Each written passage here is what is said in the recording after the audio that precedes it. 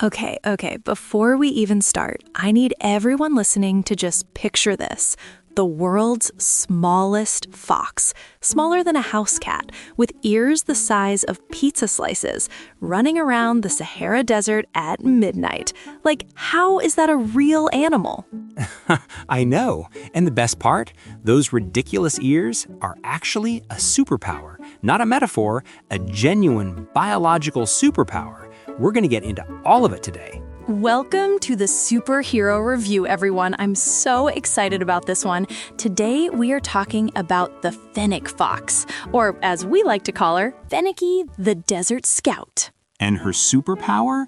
Supersonic radar ears. Which honestly, the more you learn about what those ears can actually do, the more you just want to give up on being a human and become a Fennec fox. I mean, fair. Okay, let's start at the very beginning. Where does this animal actually live? Right, so the Fennec fox, scientific name Vulpes zerta, lives in the Sahara Desert in North Africa. And we're talking about sandy, open dunes mostly. They love areas with sparse vegetation, open sand, basically what most of us would look at and go, nothing could survive here. And the Fennec fox goes, perfect, this is my neighborhood. Which already tells you something about this animal, right? Like, it's not just surviving there, it's thriving. Exactly. It is supremely, magnificently adapted to one of the harshest environments on Earth. And almost every single one of those adaptations connects back to those ears. Okay, I want to get into the ears so badly, but first, how small are we actually talking? Paint me a picture. So Fennec foxes weigh between 1 and 1.6 kilograms. That's roughly 2.2 to 3.5 pounds. For reference, your average house cat is somewhere between 4 and 5 kilograms. So this thing is genuinely, factually smaller than most cats. That's wild! An adult fox smaller than a cat. And yet, it is the most canid, the most wolf-related animal in its weight class. It's in the same family as wolves, dogs, coyotes, just pocket-sized. A pocket wolf. I love it. Okay, now the ears. Talk to me about the ears. Right, the ears. So, a Fennec fox's ears measure approximately 15 centimeters. That's about 6 inches.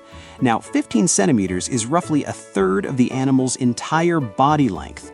On a human, that would be like having ears down to your shoulders. Okay, that is genuinely unsettling to picture. Shoulder-length ears? And they're not just big, they're mobile. They can rotate independently, pivot in different directions, focus on a specific sound the way a satellite dish focuses on a signal. And the skull, this is the amazing part, the skull has these enlarged hollow chambers called bullae, which are basically built-in amplifiers. So the sound goes in the ear, hits these hollow chambers, and gets amplified. It's like having a built-in hearing aid built into your bones. So this animal literally has acoustics designed into its skull. Exactly. Evolution built a sound amplifier into its head, and the result is that a Fennec fox can hear prey moving underground, like a beetle or a cricket crawling through the soil, maybe 10 centimeters, 4 inches below the surface. The fox can pinpoint its location just from listening. That is the most impressive thing I've heard in a while. I couldn't hear a jackhammer on the floor above me, and this fox can hear a beetle in the dirt. Yeah, our hearing is embarrassing compared to this. Okay, so that's the hunting side of the superpower, but the ears do something else too, right? Escapes through the ear skin, exactly. It's the same principle as a radiator. The blood circulates through the ears, releases heat into the air, and circulates back cooled. It's a biological cooling system, and it's remarkably effective. So the same ears that hear underground bugs also stop the fox from overheating in 50 degrees Celsius desert heat? 2 completely separate superpowers in one anatomical feature. That's what makes the Fennec fox so extraordinary from a biology standpoint. Nature didn't give it one job, it gave it a multi-tool. I feel like the ears deserve their own award. Most valuable appendage or something. Honestly, yes. Okay, let's talk about the rest of the adaptations, because from what I've read, literally every single part of this animal is a desert survival tool. Every single part. It's incredible how integrated the design is. So the fur. The Fennec fox has thick, sandy-colored fur, which does 3 things. 1, camouflage. It blends almost perfectly with the sand. 2, insulation, because desert nights can actually get very cold. Temperatures can drop to near 0 degrees Celsius. 3, the fur is also somewhat reflective, bouncing some of the solar radiation during the day. The fur is doing triple duty. And then the paws. The soles of the fennec fox's feet are covered in thick fur. It's like wearing boots permanently, because sand at midday can reach temperatures that would burn unprotected skin. The fur protects the paws and also provides traction on loose sand so they don't sink or slip. Built-in desert boots. Amazing. What about water? Because I know the desert is obviously very dry. How do they handle water? This is one of my favorite facts about this animal. They have extraordinarily efficient kidneys that are specially adapted to minimize water loss, and their metabolic processes are calibrated to extract maximum moisture from their food. Insects, small rodents, lizards, eggs, plant material, roots, they can survive for extended periods, possibly indefinitely in the right conditions, without ever drinking free water. They get it all from food and from dew that forms inside their burrows. Dew inside their burrows? How does that work? So the burrow is significantly cooler than the surface, right? And warmer air from outside enters and meets the cool interior walls. Condensation forms, tiny droplets, which the foxes can lick directly off the burrow walls or collect from plant roots that grow into the burrow ceiling. They literally have a water source built into their house. I told you, every single part of this animal is a desert survival system. Let's talk about the burrow for a second, because I know it's not just a hole in the ground. Oh no. The Fennec fox burrow it's a masterpiece. They dig interconnected burrow systems that can cover up to 120 square meters. That's about 1,290 square feet, with up to 15 different entrances. It's less of a den and more of an underground neighborhood. 1,290 square feet is a decent-sized apartment. In the ground, with multiple escape exits. The burrows provide shelter from predators, from the heat, from cold nights, and from sandstorms. Fennec foxes are also social. They live in family groups of up to 10 to 15 individuals. So the burrow isn't just one fox's home, it's a whole family compound. I love that. A Fennec fox family compound under the Sahara. Oh no. The Fennec fox burrow it's a masterpiece. They dig interconnected burrow systems that can cover up to 120 square meters. That's about 1,290 square feet, with up to 15 different entrances. It's less of a den and more of an underground neighborhood. 1,290 square feet is a decent-sized apartment. In the ground, with multiple escape exits. The burrows provide shelter from predators, from the heat, from cold nights, and from sandstorms. Fennec foxes are also social. They live in family groups of up to 10 to 15 individuals. So the burrow isn't just one fox's home, it's a whole family compound. I love that. A fox family compound under the Sahara. And they're incredibly loyal to each other. Both parents care for the kits. Females give birth to 2 to 5 kits per litter. The male is extremely protective during that period, bringing food to the female and guarding the burrow entrance. That is honestly sweet. Okay, let's pivot a little because I want to talk about the conservation angle, because this animal has a situation that I think a lot of people don't realize. Yeah, so the good news is that the Fennec fox is currently classified as least concern on the IUCN Red List, which means as a species, it's not immediately threatened with extinction. The populations are considered stable overall. Okay, good start. But there are some significant pressure points. The big one, and this is a really important conversation, is the pet trade. Fennec foxes are extraordinarily cute. I mean, objectively. Big ears, tiny body, expressive face, and because of that, there is substantial demand for them as pets.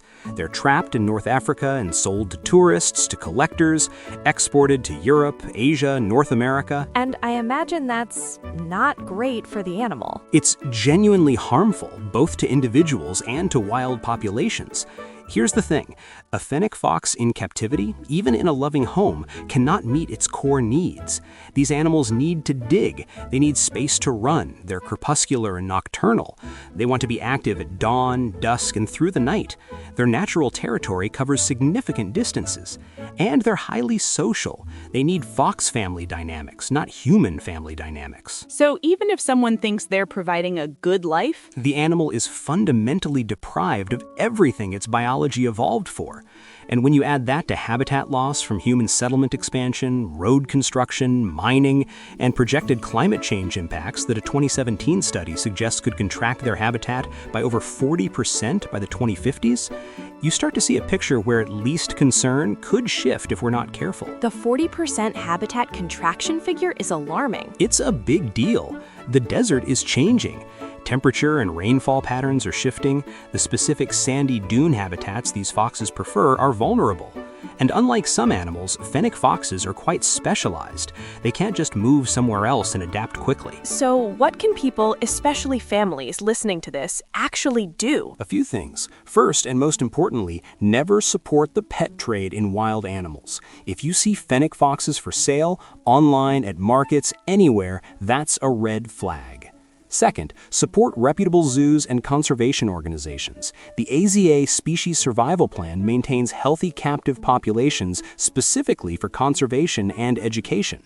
The Smithsonian National Zoo, the Living Desert Zoo, Safari West, they do genuinely important work. And even just spreading the word, talking to kids about this. That's honestly one of the most powerful things. Children who grow up understanding that wild animals belong in the wild and why become adults who vote for conservation policy, donate to conservation organizations, make choices that reflect those values. It's generational. That's actually the whole premise of what we do with Fenekie Explorer Club. You spark that connection early. which brings me to my favorite part of the show, Oh, here we go. quiz time. Okay, think of this as a test for kids listening and for any adults who zoned out during the science bits. Fair. Question 1. How much does a fennec fox weigh? Is it A, about 10 kilograms, 22 pounds, B, about 1.5 kilograms, 3.3 pounds, or C, about 5 kilograms, 11 pounds? Let me think about this very hard. You have 1 second. B, 1.5 kilograms, roughly 3.3 pounds. Smaller than your average cat. Correct, gold star for the expert. Question 2. What are the 2 things that a fennec fox's ears do? Ooh, a two-parter. They hear prey underground, even bugs crawling through the soil, and they release body heat like a radiator to keep the fox cool in the desert. Excellent. For full marks, you needed both. Question 3, and this one's for the kids. How big is a fennec fox's underground burrow? A, about the size of your bedroom. B, about the size of a small apartment at 120 square meters, 1,290 square feet. Or C, just a small hole just big enough for one fox. B, they build massive underground cities, up to 120 square meters, 1,290 square feet, with 15 entrances, way bigger than one bedroom. 10 out of 10. One last question, and this is the important one. Why don't fennec foxes make good pets? Because they are wild animals perfectly adapted for life in the desert. They need to dig extensive burrows, run huge distances, be active at night, live in a fox family group, and experience their natural environment. No home can replicate that. Wild animals are happiest in their wild homes. Beautifully said. And that is the fennec fox, Fenekie the Desert Scout, in all her incredible ear-flapping glory. I genuinely love this animal so much. The more you learn about how perfectly designed it is for its environment, the more you want to protect it. You want to make sure those sandy Saharan dunes are always there for them. That's the whole point, isn't it? Learn it, love it, protect it. That's everything. Okay, if you loved learning about Fenekie today, you have got to head over to Fenekie.com. That's FENNEKIE.com. You'll find the Fenekie Explorer Club storybook, Fenekie merch, including the best all-ears t-shirt you will ever own, and a whole world of wildlife adventures to explore with your kids. And while you're there, join the Explorer Club. Because every Fenekie who signs up is one more kid who's going to grow up caring about the wild world. and that matters a lot. Thank you so much for joining us on the Superhero Review.